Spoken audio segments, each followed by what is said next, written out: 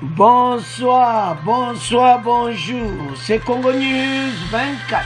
Bande Konanga, comme toujours avant de commencer notre émission, nous disons merci à Dieu. Nous disons merci à nos chers abonnés et téléspectateurs qui nous suivent partout dans le monde et en RDC. Bande Konanga, soyez les bienvenus. À la une, sécurité des Congolais en Ukraine au centre de la réunion de crise à Kinshasa. Bandeko, réunion récemment à Kinshasa, mais bandeko na soba Congolais bandeko, baza na problème na Ukraine. Et pas wapi, Poutine déclare la guerre. Bandeko ça sont mon émission, tout le monde est olé na Ukraine, tout le monde est Congolais, alors tous à la connecter. Deuxième point bandeko nanga, le gouverneur de l'Ituri, sur la chaise éjectable, boyoka société civile bandeko. Société civile alobi moko impossible. Donc, boya problème comment il est mabe. À partir où bakangi ba seigneur de guerre et puis bato bazaka kufa et tout ça, boko yoka pe réaction. Il y a pas d'essai na message, il y a société civile. Alors, tous à la connecter, tout développer ensemble. Troisième point bande konangai. Et Indi et des Américains n'a pas qu'à Virunga pour détecter les groupes armés. Tous à la connecter, pour développer mon émission là-dessus. Alors, chers téléspectateurs, émission là-dessus Bandi et comme étant haute sur la masolo yambo. Yebsan de konyo soboza en ligne na WhatsApp na Facebook, tango kokito sanga na Bandi konanga parce que lelo ça chauffe. On va commencer l'émission là-dessus avec la sécurité des Congolais en Ukraine, au centre de la réunion de crise à Kinshasa. Ah, tu peux diviser en Wandi. Tu peux le voir dans la guerre. Ndenge nini Poutine a lekeli bango. Donc, ma stratégie a sali, ba américain, ba anglais, ba français, ti le lo bazo comprendre. Et ça, koyinda bandi. Alors, tu peux banango, après, tu peux le cas. Na sécurité ba Congolais boyoka ba Congolais binomoko ndenge baza ko senga aide bande kunanga. Alors kuna ambassade zati donc bazo obligé ba débrouiller mais to bana na guerre oyo Poutine na message na ye alobi que baza ko nyokola ba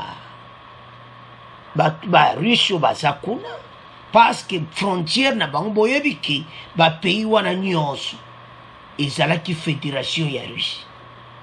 Donc ba stratégie na e eza lokola zo récupérer mboka na wana tout ezonga ndenge ezalaka.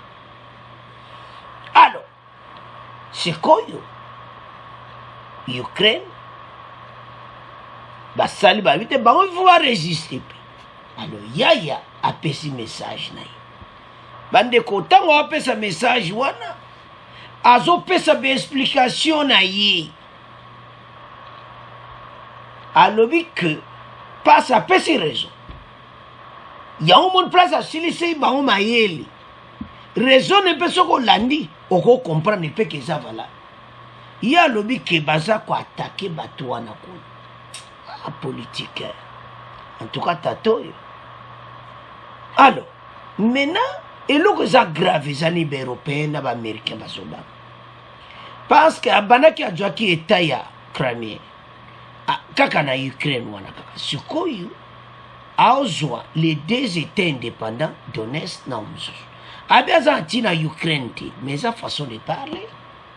Parce que tant que je dis partir à Ukraine, aux Ukraine. Donc, situation est à Koyinda. Mais avant de continuer, toyoka nanu ye moko Poutine, après toyoka Joe Biden, toyoka Boris Johnson, toyoka passe ça bat 1 minute, 2 minutes, 1 minute, toyoka bango nyonso. De poursuivre en justice ceux qui ont commis des crimes nombreux et sanglants contre des civils, y compris des citoyens de la Fédération de Russie. Alors, tolandi biso nyonso apesi raison na ye a expliqué pourquoi guerre et salam. Abi bato bazo souffrir pendant 8 ans. Et comme il tangana kota, natia or, et puis ba pays wana baza indépendant. Donetsk na bazala bo baza frontière na bango bakoma na liberté parce bazo souffrir ni donc apesi ba idée na ye ba idée wana déjà côté ba européen ba moni pena donc mubulu ndeni bo boya iye azana besoin salor côté ba américain bango tout ba fâché mais ba tombo ki me boko salani bo déclarer guerre na Russie mokili eziki o bino na bino ba grande puissance oyo ba américain baza nango ba russe baza nango bomoni makambo en place ye ndongo donc ba raisonner que siko donc bakende na ba sanction ezala makasi contre. Alors bandeko nanga tolandi les 3 et 2 présidents américains na français na premier ministre anglais sikoyo to analyser siko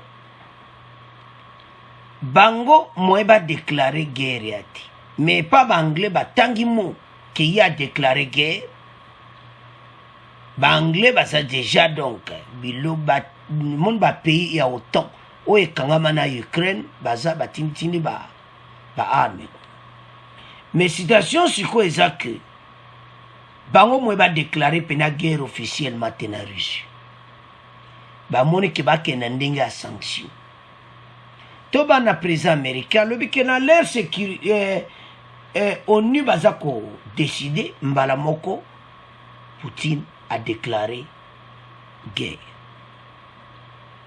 sikoyo omoni po bango ba attaquer Russie po ba lukage il faut ba senga na Nations Unies ba décider mais kuna na table la Nations Unies ba Russie baza na veto so bango ba ndimi de ça va alors ba Russie veto ba moi bango ba sala guerre na bango ezati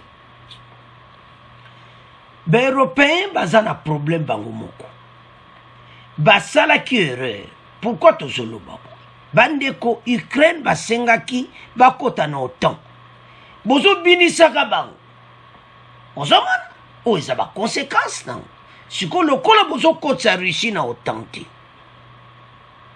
alliance wana atlantique eza bibundela makasi bokoti bango te yaya alobine komi tambe na ko récupérer pays au mobile bon comprendre que azo ya azak yezaki na message ezalaki que adjo ba pays kangama na bango Donetsk na nini mutolani message ya Poutine mais soko tali lelo bakambo changer yaya azo kena ko botola Kiev d'abord kolongola président wana donc siko côté ya européen mayele siliba na nyonso na oyo kela mawa mingi Macron élection ezaka mikolo oyo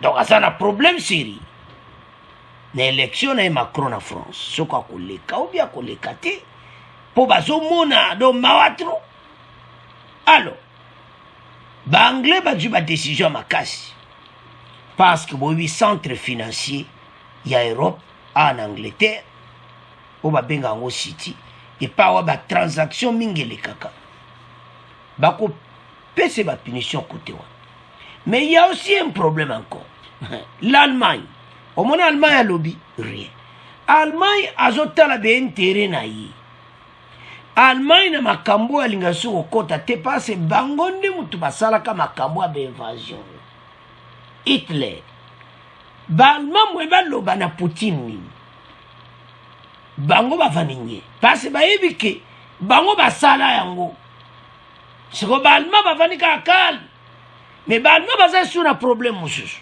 gaz bande ko société bozoka Gazprom soko landaka ba match ya Coupe d'Europe baza ba sponsor ya Coupe d'Europe do balara ko sakarate Gazprom yango mutu simbi énergie na ba français ba utiliser na ba allemand ba italien bande ko gaz wana ezo pompe na ndenga mukiti banani bapesaka Russie batali balmaka to babandi dossier tozana ligne d'abord à gaz ya tokata et na moment oyo crise ekota en Allemagne bakoma na problème ya énergie donc mayele esili baaméricain bazomona ndenge nini aomema makambo oyo ti alors yaya alekili bango mayele et puis na ndenge aza koya bango sufu baluka mwe bafrene ye soki te bokoyoka alinga azongisi base bandeko la Russie eza ndenge États-Unis eza fédéral ndenge ezalaka mboka munene mais ekabwani biteni nana kabula bo comprendre ka alors yayo ndiri azobeta match le tu ko récupérer bango alors wana ezaki page wana sikotoleka na bana mboka baza na kati ya Ukraine baza kolela bandeko ezosala pasi tokobana na ndeko oyo asola na bafrançais eza mawa. Le réveil a été brutal pour les étudiants africains sur les campus universitaires de Kiev. Si certains ont réussi à quitter l'Ukraine ces dernières semaines, ils sont encore nombreux dans la capitale. Et la grande majorité souhaite désormais rentrer au pays. Ce qu'on a vu au Congolais, au petit matin du jeudi 24 février, ce sont des effrayants bombardements qui ont réveillé Daniel en sursaut. Daniel a eu Minduki, Daniel a eu Mengaya en Azongaka et des semaines dans la panique. Bandi Koranga, ces Congolais de 28 ans à Kiev depuis 2 ans à Tangaka s'est réfugié dans la cave. A téléphoné, français, je suis un peu stressé parce que j'ai été réveillé par des bruits de bombardement. Vous comprenez que là, il y a bombe quoi. Alors, avec la panique et la tension, j'ai couru directement sous l'escalier et dans la cave pour me cacher. Je me suis remonté au bout d'1 heure à ma chambre. Et ça m'a dit que les jeunes Congolais ont créé des études, mais ils ont gagné des bombardements. Poutine a dit ça va pour tous les hommes. Poutine a dit que les Européens et les Américains ont dit. Comment dit? Bandeko, yaya aleki bango na baje donc ba comprendre petit ba surtout qui mais yeba que ba président onyo sur Europe na Amérique tout ça au bazana moment oye baza problème pena peuple avoir mais bino ndenge botiki bandeko européen ngabo alors président ya Ukraine azolela polele na mawa boya ngana kaka ngamoko situation yo eza situation mongulu parce que Ukraine pa ko céder bongote aluka bundape et surtout ki asenga bibundeli ba anglais ba pes ba Angleterre bandiko batindele ke dernier de bibundeli yeba bibundeli monsieur panzi ba tank ya ba russe donc osakana te bazaki na bibundeli mais force ya ba russe eza sombre alors tozonga na dossier bandiko na so ba congolais tozo tiela bino bango alors bazo lela makasi mususu alobi ke awa nani azati tozana ambassade situation eza pena mubu pas d'ambassade congolaise d'ici en Ukraine. Ce jeudi 24 février, la Russie bombarde des cibles militaires dans l'Ukraine où de puissantes explosions ont retenti dans plusieurs villes. Selon plusieurs sources de frappe russes, sur une demi-douzaine de villes ukrainiennes, notamment Kiev et Kharkiv. Parce que Kharkiv na Kiev et pas Bandaki. Bandeko bazo kota na nord, est, sud. Donc, Ukraine a encerclé. Et puis, les Kolobakangi. Alors, face à cette situation, le gouvernement, à travers son porte-parole Patrick Mouyaya, a indiqué qu'une réunion de crise est convoquée au ministère des Affaires étrangères. Patrick Mouyaya a dit que réunion est ça en affaires étrangères, c'était depuis hier, pour la situation où. Baza au courant nango ici. Azo beloga au salati, si qu'il faut pas contacter, yé, pour aider comment na mboka. Parce que situation est à mon bout. Alors, Mouyaya a indiqué qu'ils vont pencher spécialement sur la situation et la sécurité des Congolais en Ukraine. Il assure que les contacts ont été établis avec la communauté congolaise, notamment à Kiev, capitale de l'Ukraine. Donc déjà, va contact est allé.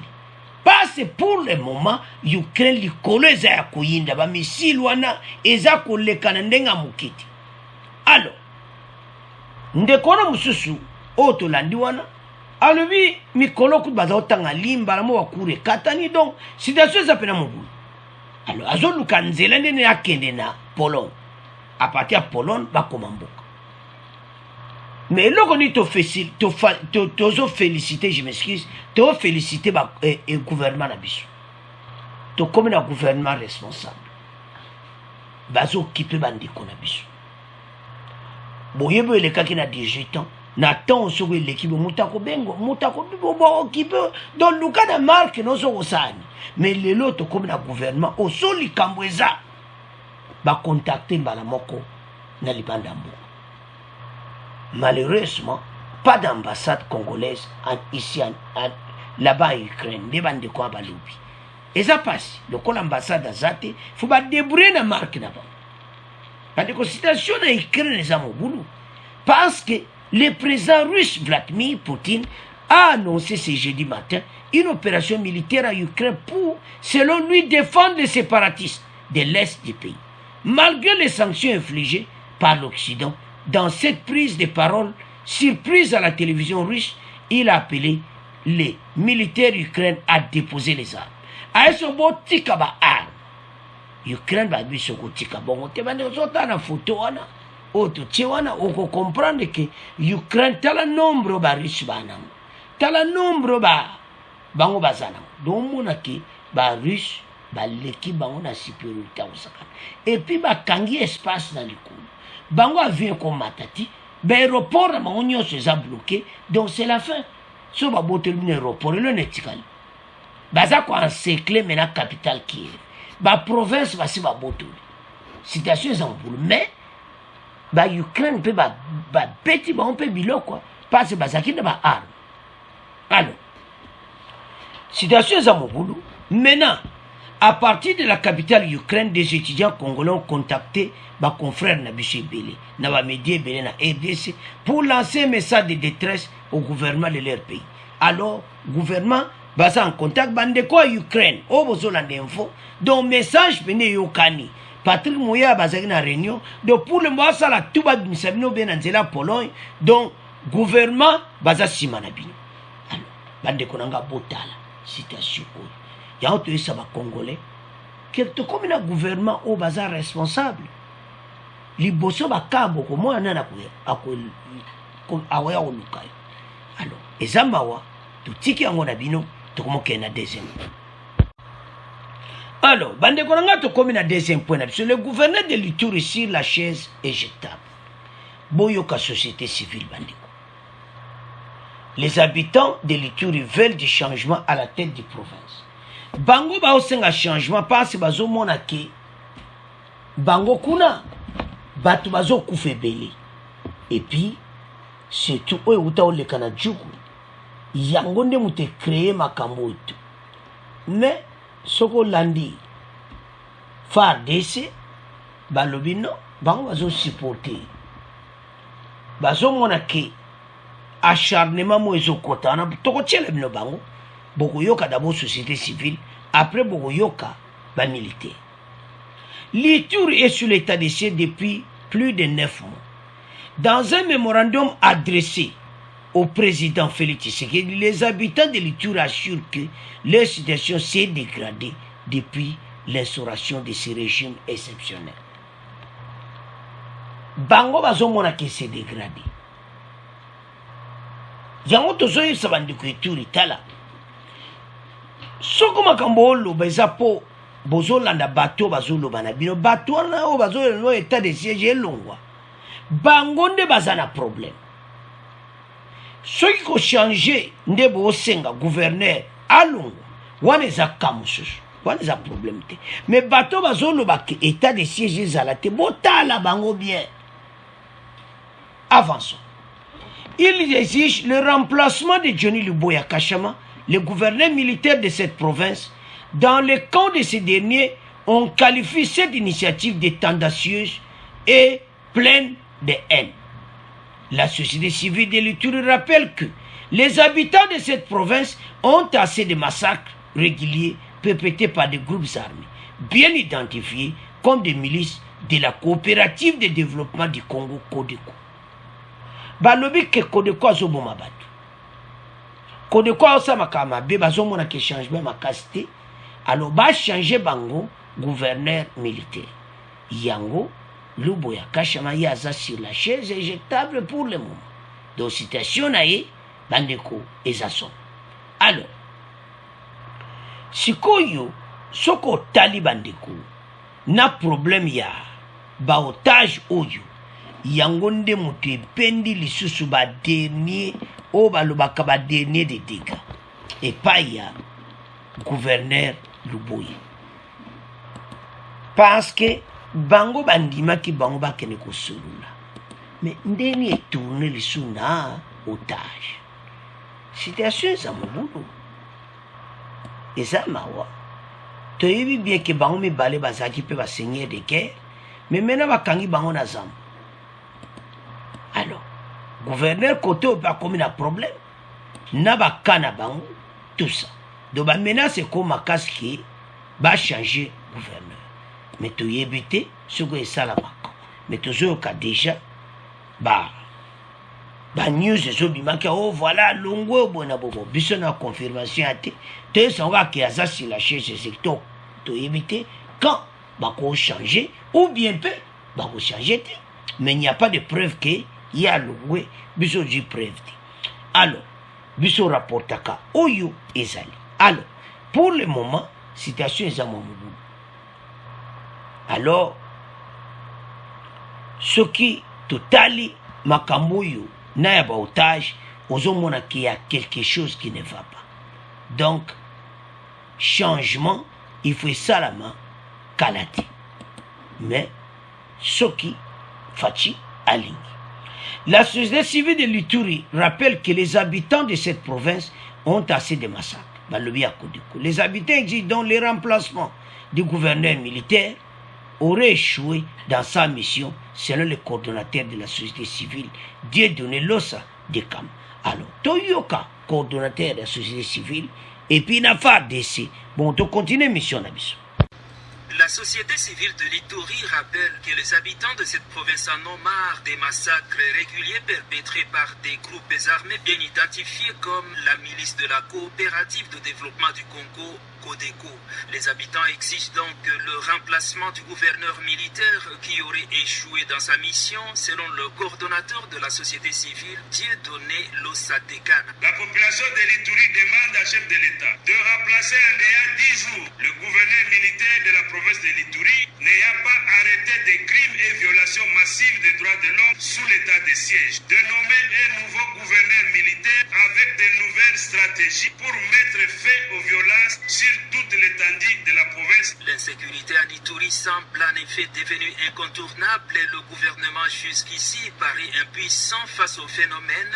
Les habitants vivent au quotidien dans la peur, comme l'explique l'un d'entre eux qui appelle même à l'intervention de la communauté internationale. Est-ce que le gouvernement de la République se soucie même de cette souffrance? En tout cas, ce qui se passe à la province de l'Ituri est horrible. Nous demandons à la communauté internationale de nous venir en aide, d'envoyer une force spéciale comme l'avait fait la force française Artemis. Mais du côté du gouvernorat de province, le lieutenant Jules Ngongo, porte-parole du gouverneur militaire, parle d'acharnement et qualifie la déclaration de la société civile de populiste et traduisant l'intérêt personnel d'un groupe d'individus. Il appelle plutôt à la confiance et au soutien de l'état de siège. Nous appelons au nom du gouverneur militaire nos populations de se méfier à ce genre de politiciens qui sont que des politicailleurs, mais à faire confiance aux forces armées et à la police nationale congolaise et accompagner les autorités de l'état de siège pour un retour définitif de la paix. Le président Félix Tshisekedi a décidé le 6 mai 2021 de placer l'Ituri et le Nord Kivu sous état de siège afin de mettre fin aux violences dans ces deux provinces de l'Est du pays. Jean-Noël. Alors, bande konanga to landiwana to yoki société civile. Baba lui balembi na bango ba changer gouverneur militaire à la tête. Mais selon FARDC, to landi balube acharnement. Donc il n'y a pas de problème. Moussa les Osalam. Oui, tu es bien Moussa les Osalam. Bah on va à sur place, on va déclarer que bah son mona mon boulot. Mais l'autre au conseil qui faut changer gouverneur militaire. Et ça n'a pas de problème. Mais état de siège, il faut ça là. Biso ça quoi appuyer côté état de siège, moto à contre état de siège, to kota la malam. Parce que les mêmes batouane ba yakana ndukundu. Oh boy, oh gauche droite, non. Parce que bateau mi ba hôtel militaire de siège ba cop na bango kufi nyonso. Alors to ko accepter que makamba bien zali pona un groupe à bateau et à comment que voilà ezalati non wanati. Alors qui message à l'obibou, société civile. La population de l'Ituri demande au chef de l'État de remplacer, je m'excuse, de remplacer d'ici 10 jours le gouverneur militaire de la province de l'Ituri. Wanzaki, week-end ou éliki. Donc 10 jours, donc à partir de la semaine prochaine, et ça 10 jours, Balongola, gouverneur militaire. Bandeko, et ça passe. Selon Bango, celui-ci n'a pas arrêté des crimes de violation massive des droits de l'homme sous l'état de siège. De nommer un nouveau gouverneur militaire avec de nouvelles stratégies pour mettre fin aux violences sur toute l'étendue de la province de l'Ituri. Mais ce changement est pas important. Mais, Bango Basengi, maintenant nous, ba pesi suite ce jour nini ba olinga ba changer.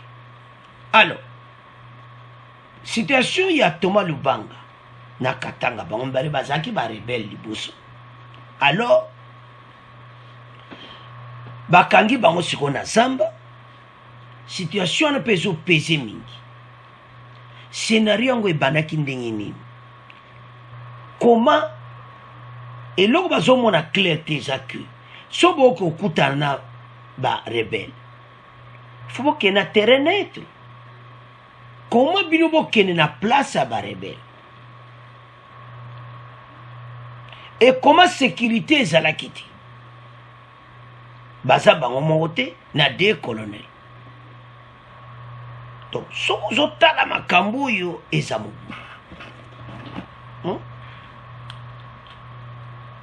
Et ça qui est de côté.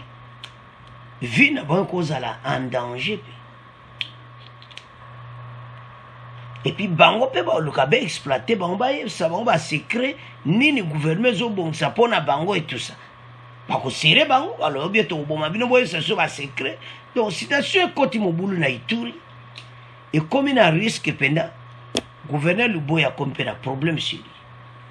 Alors bande ko botale pas problème ezali. Mais l'autre au senga babongisa basolola bien bayokana po makambo oyo bandeko elekate na niveau musuke comment voilà boy parce que hein soko tali to perdre batebele to sana besoin guerre ici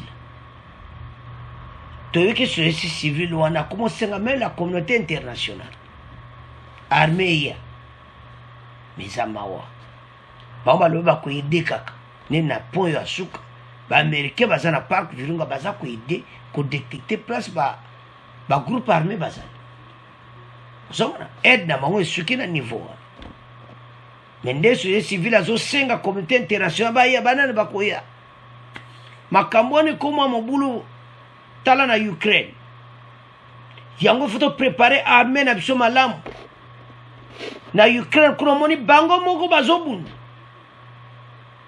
bokiro bundela bango biso déjà ba voisin ba envia mboka na biso ya il faut préparer armée makasi makampa pambe ezala te fati préparer biso FARDC ya futur bos bimisa mibeko ba jeune congolais ba s'enrôler na armée to koma effectif makasi pour te défendre mboka o mboka eza mboka moko eza riche mais parce qu'ils ont mal géré. Alors bande koranga situation à Nord Kivu ndeto landi biso nyonso eza mwa mobulu pona gouverneur mais total la mikolo ndeni yango ekoli mais toyeki bazondi déjà que o alongwe bon biso ato na preuve nango te tolobaka o eza vérité. Donc pour le moment nanu pona biso gouverneur Luboya azosala alors tosenga ke kimi ezala comme ça ba continuer basala mosala malamu sobe amongo shaba champe mutu bien. Alors c'est à ce point totiki deuxième point tomoke na troisième point. Alors bande konanga to comme na point na biso oyasuka aide des Américains au parc Virunga pour détecter des groupes armés bande koboyoka ou ezoleka pour le moment. Sous-secrétaire adjoint direction des océans et des affaires écologiques et scientifiques des USA Bandeko Kinshasa. Akutana Kenafachi, Monica Medina a appelé jeudi 24 février à Goma, le gouverneur congolais a indiqué la corruption qui est le fléau qui détruit l'environnement avec le trafic des espèces animales et braconnage. D'abord, à l'obaki nan makamba corruption. Banyama corruption ça à niveau ti même na parc à Virunga corruption mon a expliqué pour nango et puis a expliqué comment bazana parc à Virunga baza ko détecter ba groupe armé. Pour elle, toutes ces personnes qui sont impliquées dans la corruption ou dans ces différentes pratiques, c'est parce qu'elles trouvent un espace où le gouvernement congolais n'est pas présent. Bateau nyonso va participer à la corruption. Nanda ba groupe armé. Nande bazako banyama. Makamozo passé na parc. Pas à ministre environnement ya Amérique. Eza malamuti. Asengi na gouvernement congolais basa l'effort pour la corruption. Alors, wana ezalaki point ya corruption. Sikoto leka na point oya munene. Oyo bango baza ko aider na parc appui pour permettre makambo ya ko détecter ba groupe armé. La première chose est que notre gouvernement est en train de soutenir le gouvernement congolais. C'est dans l'appui que nous accordons aux différents gardes de parc en leur donnant un appui qui doit leur permettre de circuler et d'être à mesure de détecter les zones où il y a les groupes armés notamment. Vous comprenez ça, va drone. Donc, on travaille avec les cogardes et tout ça pour nous accueillir ça. Alors, qu'est-ce qui manque? Ça peut faire. Mais on sur la et cogarde. Vous que ma cambo va travailler à hein? Nandé mon secret. Il y a un cambo. Parce que pour détecter un groupe armé, ils ont 5 gars. Bilok moi ko sakana ngote. Pareil, drone, il y a ko sakana ngote, j'en suis sûr. Et ça va drone, ça ko utiliser malgré commis drone te. Mais ce qu'on talibien. Nous accordons aux différents gardes de parc à leur donnant un appui qui doit leur permettre de circuler et d'être en mesure de détecter les zones où il y a des groupes armés, notamment. Donc, c'est que les Américains ne sont pas parc. Yebi et pas un groupe armé ou na basa. C'est cool. Et là, on est né sans faire d'ici. Parce que j'en suis sûr. Pas sur la canabango. Et nous, les gens faire d'ici pour qu'ils nous désarment, pas groupe armé. Bon, même au boulot n'a pas qu'à Virunga. Alors, les Américains ne sont pas aider ma cambouane. oaza ministre environnement c'est que bazana biloko pena ba détection na kata zamba pour ministre ya bango sous-secrétaire adjoint direction des océans des affaires écologiques et scientifiques ya baméricain do ya talaka makambo wana ayebi makambo to ya zamba et tout ça alobi pour le moment bakendaki na Mike Am bakenda d'abord bakutana na Faci nde bango baza na Faci Mike Am pe aza na mopanzi na ye bazosola ndenge nini bakoko avancer makambo oyo parce que la coopération entre EDC na bango baza aider biso na makambo bi mais bako participer militairement yango l'autre atoloba makambo esami na Ukraine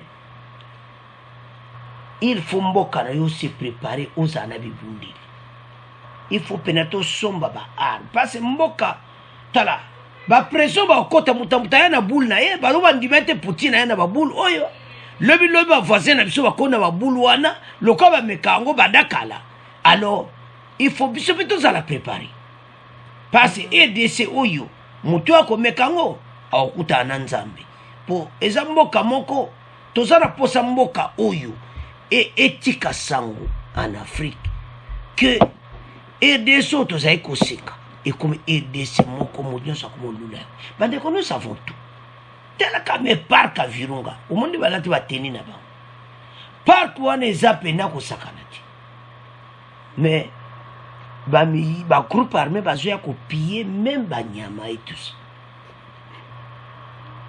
Alors au niveau national, nous travaillons également avec le gouvernement congolais pour l'encourager à pouvoir, pour indiquer la corruption à tous les niveaux. À petit c'était ma corruption makasi. Oezo le kapé na mboka. Et puis à le makambu, il y a des bazo détecté ba groupe armé. Et ko sunga pe aider ces makasi. Parce que tant bayebi ke place na baza bo boake le bon biloko na ba Ougandais na travaux to wana to je suis sûr malo ba lobi ezalaka po na parc à Virunga te j'en suis sûr que na FARDC bazo coopérer. Monica Medina déclare venir écouter, apprendre et livrer les messages d'espoir et de partenariat entre les deux gouvernements. Alors il y a qui peut atala environnement na biso parce que ndenga yo bande ko tala tozambi loko belé même makambo bozo ka climat oyo EDC azana grand forêt équatoriale et tout ça bango ba ministre environnement ba konko ya kotala ozomona baye ba mboka ngoni makambo zo kene yimo kota ko zonga baye belo base tozana tout bandeko richesse na biso ka ba minéralité tozame na ba bois na kata bazamba na biso so ba américain bazo tingama na RDC boy ba yebi ba intérêt na ba mais maoya que ba ko aider biso militaire mati mais baza ko aider na ba pareil ndeto yo kiwana bazo détecter ba groupe armé mais militairement boy pena boy non c'est impossible alors baza na kata parc bazo détecter ba groupe armé et puis j'en suis sûr que FARDC pas coopérer na bango pona makambo tozana ngona zamba. Alors tozana espoir été avant fin de l'année makambo esila bande kwa est bakoma na kimia parc à Virunga pe et koma na kimia parc et koma place ba rebelle bayaka kubwata. Vous comprendre bandeko soko landi makambo eleki mikolo kaka parc à Virunga bakuta mena ba minduki ba yibaki ba détourner ba okuta wapi na parc à Virunga. Parc à Virunga comme place ba kope zoleka yango mwasi alobi que batika corruption des oboma tina kati ya parc corruption na ba arme makambo belé il faut ici là pour mboka na biso avance. Alors bandeko na ngai c'est à ce point to comment clôturer mission na biso bo abonner massivement bo partager. Au revoir, à la prochaine.